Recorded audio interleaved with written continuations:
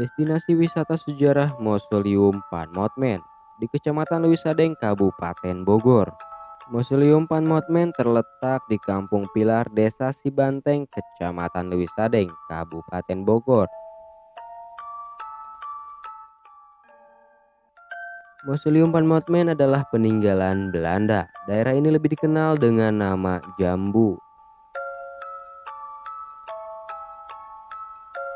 Bangunan ini didirikan oleh Peter Rainer Panmotmen, tuan tanah perkebunan Dramaga ketiga.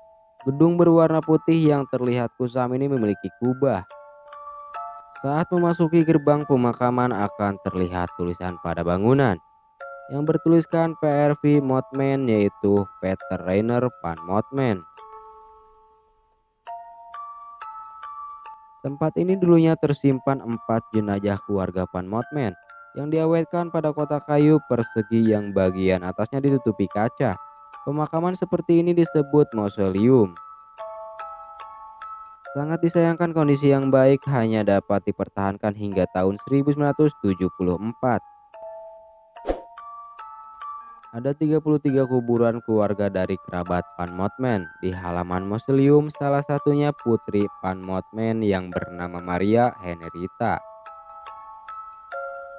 Di masa jayanya Panmotmen juga membangun dua lendius, rumah peristirahatan.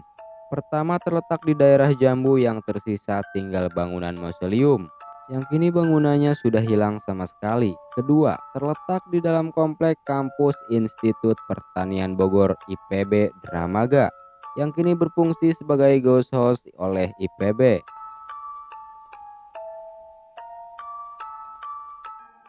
Pertanyaan yang sering menggelitik kita adalah mengapa ada mausoleum di tempat yang kini sebagai tempat terpencil. Sejarahnya ternyata sangat berhubungan dengan perekonomian yang dahulu mayoritas dikuasai oleh usaha dari hasil perkebunan. Setelah perkebunan kopi dikembangkan Belanda di Batavia atau Jakarta, kemudian Belanda mengadakan pemekaran hingga wilayah tetangga Batavia, yakni Bogor.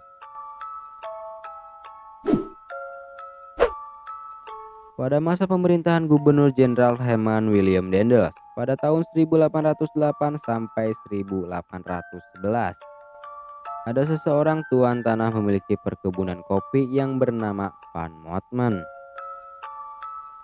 Panmotmen yang saat itu sangat kaya raya membuat penghormatan bagi keluarganya yang sudah tiada sebuah area mausoleum.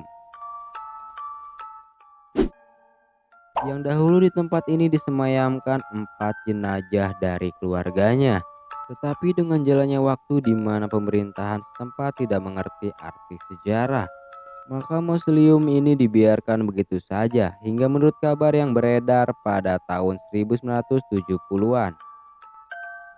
Museum ini dijarah habis-habisan barang-barang yang memiliki nilai ekonomis, antara lain kaca, besi, marmer, bahkan 4 mayat keluarga Panmotmen yang disimpan di museum pun hilang tak berbekas.